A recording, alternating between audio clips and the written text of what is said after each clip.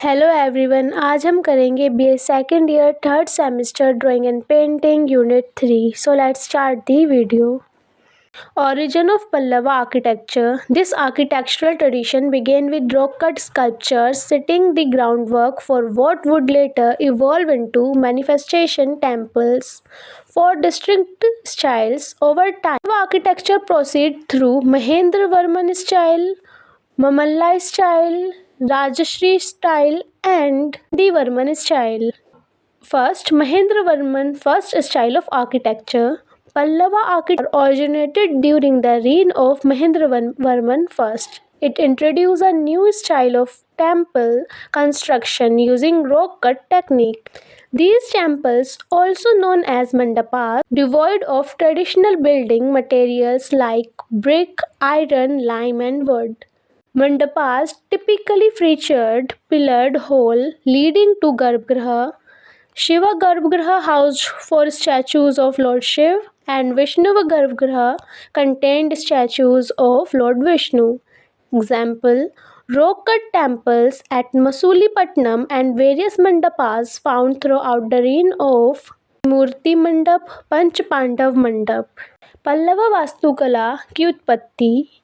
इस स्थापत्य परंपरा की शुरुआत चट्टानों को काटकर बनाई गई संरचनाओं से हुई, जिसे आगे चलकर भव्य मंदिरों के रूप में विकसित होने की नींव पड़ी। चार विशेष शैलियाँ। समय के साथ पल्लव वास्तुकला का विकास महेंद्र शैली, मल्ला शैली, राजसिंह शैली और नंदीवर्मन शैली के रूप में हुआ।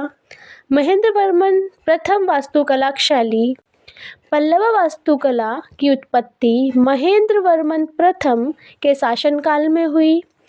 इसमें चट्टानों को काटकर बनाई गई तकनीकों का उपयोग करके मंदिर निर्माण की एक नई शैली का शुरुआत की गई। यह मंदिर, जिन्हें मंडप भी कहा जाता है, ईंटों, लोहे, चूने और लकड़ी जैसी पारंपरिक निर्माण सामग्री के से रहित थे। मंडपों में आमतौर पर स्तंभ वाले हॉल होते थे जो अंत में एक गर्भगृह की ओर जाते थे। शैव गर्भगृह में भगवान शिव की मूर्तियां और विष्णु गर्भगृह में भगवान विष्णु की मूर्तियां होती थीं। उदाहरण: महाबलीपुरम के रॉक कट मंदिर और पूरे क्षेत्र में पाए जाने वाले विभिन्न मंडप शामिल हैं, जिसमें पल्लव वर्मन का पंच पांडव मंदिर, त्रिमूर्ति मंडप और इत्यादि। Mamalla style of architecture. Mahabalipuram, also known as Mamallapuram, flourished architectural under Narasimhavarman I. Numerous monolithic rock-cut cave temples and statues adorned the monolithic rock-cut cave temples are those cave temples जिसमें मंदिर को same rock cut से बनाया जाए, एक बड़े पत्थर से, मोनोलिथिक यानी एक पत्थर से। Two district temple styles, mandapas and rathas. Mandapas in the Mamalla style were more intricately decorated compared to those from the Mahendravarman era. They featured pillars supported by lion head base. Example: Mandap, Panchal Pandav Mandap. Rajwar stand alone monolithic shrine resembling chariots using crafted from great stone. Seven podas. Western architectures often refers to these rathas as seven podas or seven raths during their sevenfold arrangement. मल्ला वास्तुकला शैली। महाबलीपुरम, जिसे मल्लापुरम के नाम से भी जाना जाता है, नरसिम्हवर्मन प्रथम के शासनकाल में वास्तुकला की दृष्टि से अत्यंत समृद्ध था। समुद्र तट पर अनेक अखंड शैलकृत गुफा मंदिर मूर्तियों से सुशोभित थे। दो विशिष्ट मंदिर प्रकार मंडप और रथ। ममल्ला शैली के मंडप महेंद्रवर्मा काल के मंडपों की तुलना में अधिक जटिल रूप से सजाए गए थे, जिसे सिंह शीर्ष आधारों पर टिके स्तंभ होते थे। उदाहरण: वराह मंडप, महिषासुर मंडप और पंच पांडव मंडप। रथों के समान स्वतंत्र अखंड मंदिर थे जो आमतौर पर ग्रेनाइट पत्थर से बनाए जाते थे। 7 पगोड़ा। पश्चिमी वास्तुकला अक्सर इन रथों को उनकी 7 गुना व्यवस्थित के साथ 7 पौड़ा या 7 रथ कहती थी। Rajasimha style of architecture. The architectural style intended by Narasimhavarman II, Rajasimha marked a shift towards using materials like brick, wood, stone in temple construction. Example: Thor Temple of Mahabalipuram, Kailash Temple of Kanchi, Ishwarya Temple, Mukunda Temple, and Vihakuttapuram Temple. Soar Temple in Masulipattnam stands out as a masterpiece of Rajasimha architecture recognized as UNESCO World Heritage Site. Temple in Kanchi began construction under Rajasimha but was completed by Mahendravarman. This temple showcases various elements of Dravidian style including gopuram, pillars, mandapas and virhas. Rajasimha वास्तुकला। नरसिम्हवर्मन द्वितीय राजसिंह द्वारा प्रारंभ की गई स्थापत्यक शैली ने मंदिर निर्माण में ईंटों, लकड़ी और पत्थरों जैसी सामग्रियों के उपयोग की ओर एक बदलाव को चिन्हित किया। उदाहरण: महाबलीपुरम का सौर मंदिर, कांची का कैलाश मंदिर, ईश्वरीय मंदिर, मुकुंद मंदिर। महाबलीपुरम का सौर मंदिर राजसिंह वास्तुकला की एक उत्कृष्ट कीर्ति के रूप में विख्यात है, जिसे यूनेस्को विश्व धरोहर स्थल का दर्जा प्राप्त है। कांची का कैलाश मंदिर, जिसका निर्माण राजा सिंह के शासनकाल में शुरू हुआ, लेकिन महेंद्रवर्मन द्वितीय ने इसे पूरा किया। यह मंदिर द्रविड़ शैली के विभिन्न तत्वों को प्रदर्शित करता है, जिसे गोपुरम, स्तंभ, मंडप और विमान शामिल हैं। Nandivarman style of architecture. Following the decline of Rajasimha architecture style, Pallava architecture also experienced a downturn. Weak Pallava rulers were unable to sustain the construction of large temples and monuments. Temples of this period were smaller in size, less oriented, and lacked innovation compared to earlier styles. Example: Mukteshwar और मंगतेश्वर मंदिर। नंदीवर्मन वास्तुकला शैली। राजसिंह वास्तुकला शैली के पतन के बाद पल्लव वास्तुकला में भी गिरावट आई। कमजोर पल्लव शासन बड़े मंदिरों और स्मारकों के निर्माण को जारी रखने में इस काल के मंदिर आकार में छोटे, कम अलंकृत और पूर्ववर्ती शैलियों की तुलना में नवीनता से रहित थे। उदाहरण: मुक्तेश्वर और मंगटेश्वर मंदिर। Pallava period Rath temple, most famously the Panchrath at Masulipattnam, are a complex of monolithic rock-cut temples and carved into a single granite rock between the 7th and 8th century by Pallava rulers like King Narasimhavarman I, resembling freestanding chariots and showcase different Dravidian architecture style. The complex is also known as Pandava Rath, named after the characters from the Mahabharata. Key features of Pallava Rath temple: monolithic architecture. Instead of big building block by block, each rath was carved directly from a single massive boulder representing of architecture. Each rath display a different style of Dravidian architecture. Named after the Mahabharata, the 5 main raths are named after the Pandavas and their common wife Draupadi from the epic Mahabharata. Example: the complex includes the Dharmaraj Rath, Bhim Rath, Arjun Rath, Nakul Sahdev Rath, and Draupadi. UNESCO World Heritage Site. The group of monuments at Masulipattnam, which includes the Pandava Rath, is a designated UNESCO World Heritage Site. Pallava काल के रथ मंदिर, जिसे सबसे मशहूर मसूलीपट्टनम के पंचरथ हैं, एक ही पत्थर से बने हैं। चट्टानों को काटकर बनाए गए मंदिरों का एक कॉम्प्लेक्स है, जिसे 7वीं और 8वीं सदी के बीच राजा नरसिम्हवर्मन पल्लव शासकों ने एक ही ग्रेनाइट चट्टान पर तराशा था। यह अलग अलग खड़े रथ जैसे दिखते हैं, द्रविड़ आर्किटेक्चरल स्टाइल दिखती हैं। इस कॉम्प्लेक्स को पांडव रथ के नाम से भी जाना जाता है, जिसका नाम महाभारत के किरदारों के नाम पर रखा गया था। पल्लव रथ मंदिर के खास बातें: एक ही पत्थर का आर्किटेक्चर, एक एक ब्लॉक बनाने की बजाय हर रथ को सीधे एक ही बड़े पत्थर से तराशा गया था। आर्किटेक्चरल स्टाइल का उदाहरण: हर रथ द्रविड़ आर्किटेक्चर का एक अलग स्टाइल दिखता है। महाभारत के नाम पर पंच मुख्य रथों के नाम महाभारत महाकाव्य से पांडवों और उनकी पत्नी द्रौपदी के नाम पर रखे गए हैं। उदाहरण: इस कॉम्प्लेक्स में धर्मराज रथ, भीम रथ, अर्जुन रथ, नकुल सहदेव रथ, द्रौपदी रथ शामिल हैं।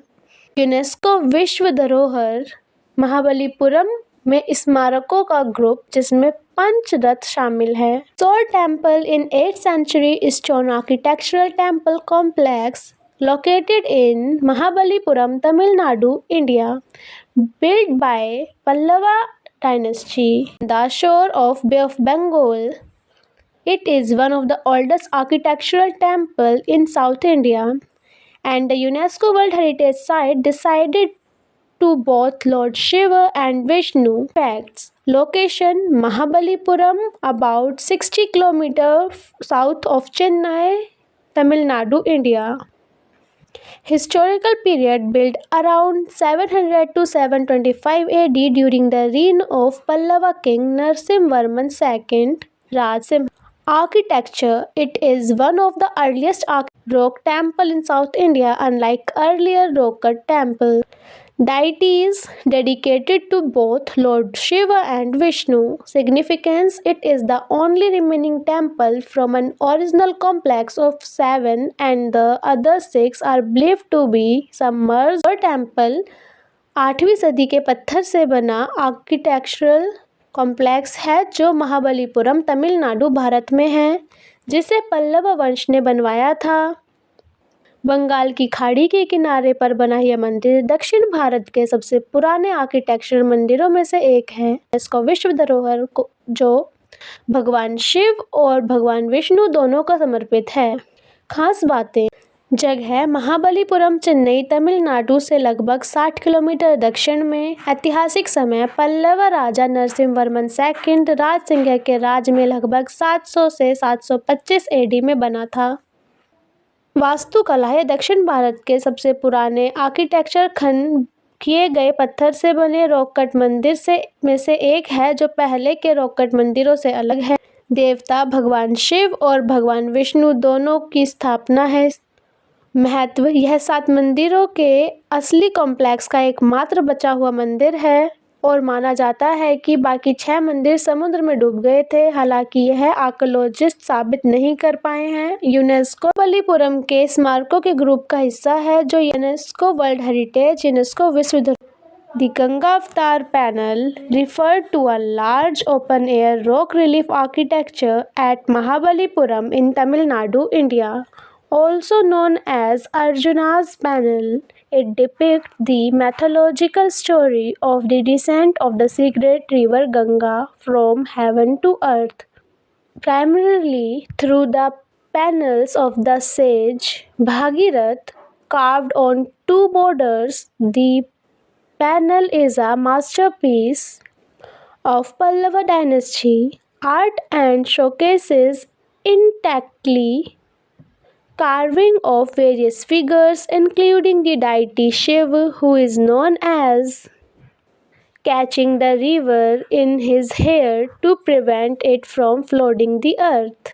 Artistic style: the relief is a prime example of rock cut architecture skills of Pallava dynasty created during the reign of Pallava Bhagirath. He is known as a posture of intense presence to bring the Ganga down to earth. Shiva, the god, is depicted as one who breaks the force of descending river by catching it in his jatas or hair.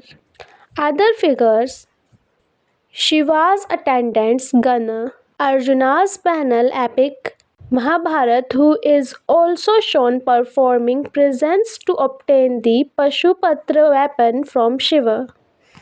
Ganga panel Bharat के तमिलनाडु में महाबलीपुरम में एक बड़ी खुली हवा में बनी rock relief मूर्ति है जिसे अर्जुन तपस्या के नाम से भी जाना जाता है। यह पवित्र नदी गंगा के स्वर्ग से धरती पर आने की पौराणिक कहानी को दिखाती है। खासकर ऋषि भागीरथ की तपस्या से 2 पत्थरों पर बना यह पैनल पल्लव वंश की कला का एक मास्टरपीस है और इसे भगवान शिव सहित कई आकृतियों की बारीक नक्काशी दिखाई गई है जिसे नदी को धरती पर बाढ़ से बचाने के लिए अपने बालों में पकड़े हुए दिखाया गया है। कला का स्टाइल यह रिलीफ पल्लव वंश की रॉक कट मूर्ति और आर्किटेक्चरल स्टाइल का एक बेहतरीन उदाहरण है जिसे पल्लव ममल्ला के शासनकाल में बनाया गया था। भगीरथ उन्हें गंगा को धरती पर लाने के लिए कड़ी तपस्या की मुद्रा में दिखाया गया है। शिव भगवान को ऐसे दिखाया गया है जो नीचे उतरती नदी के वेग को अपनी जटाओं से पकड़ रहे हैं। The Kailasanatha temple was build by Pallava king Narasimhavarman II Rajasimha between 685 to 705 CE. The Kalashnath Temple, Kanchipuram, is an early example of Dravidian architecture built from sandstone featuring adroit carving and lion motif. It showcases the structural temple style which served as a foundation for later Chola temple designs. Key architectural elements includes a pyramidal viman topping the main spectrum, numerous surrounding shrines, and early examples of mural art on the inner walls. It is situated in a rectangular courtyard surrounded by a peristyle compos, non-continuous series of cells resembling rathas. It is the biggest sandstone temple in the world. The foundation of this temple is made. The main shrine has 16-sided shivling made in black granite. There are 2 sculptures of Shiva here which are shown holding the Apani Veena. Unique features: 58 mini shrines that run around the main temple. Kailashnath मंदिर पल्लव राज नरसिम्हवर्मन II Raj Singh ने 685 से 705 CE के बीच बनवाया था। कांचीपुरम का कैलाशनाथ मंदिर बलुआ पत्थर से बना द्रविडियन आर्किटेक्चर का एक शुरुआती उदाहरण है जिसमें बारीक नक्काशी और शेर के डिज़ाइन हैं। मुख्य पवित्र जगह के रूप में पिरामिड जैसे विमान आसपास कई मंदिरों और अंदर की दीवारों पर म्यूरल आर्ट के शुरुआती उदाहरण शामिल हैं। यह एक चौकोर आंगन है जो रथ जैसे दिखने वाले सेल की लगातार चले जाने वाली सीरीज है। यह दुनिया का सबसे बड़ा बलुआ पत्थर का मंदिर है। इस मंदिर की नींव ग्रेनाइट से बनी है। मुख्य पवित्र जगह गर्भगृह में काले ग्रेनाइट से बने 16 कोनों वाला शिवलिंग है। यह शिव की 2 मूर्तियां हैं और अपानी वीणा संगीत का वाद्य यंत्र पकड़े हुए दिखाया है। यह खास मुख्य मंदिर के चारों ओर 58 देवकुलिया छोटे मंदिर हैं। Frescoes that portrayed scenes from Shiva Leela and sculptures of Uma, Maheshwara, Parvati, Ganpati, Kartikeya, among others. The inscriptions in Pallava Gatha on the temple wall includes the various titles of Narasimhavarman II, such as Rajasimha, Ajiran-Kant, Suryarath, Rajantha, others. Shiv लीला के scene दिखाने वाले fresco Uma Maheshwari, Parvati, Ganpati और कार्तिकेय विग्रह की मूर्तियां हैं।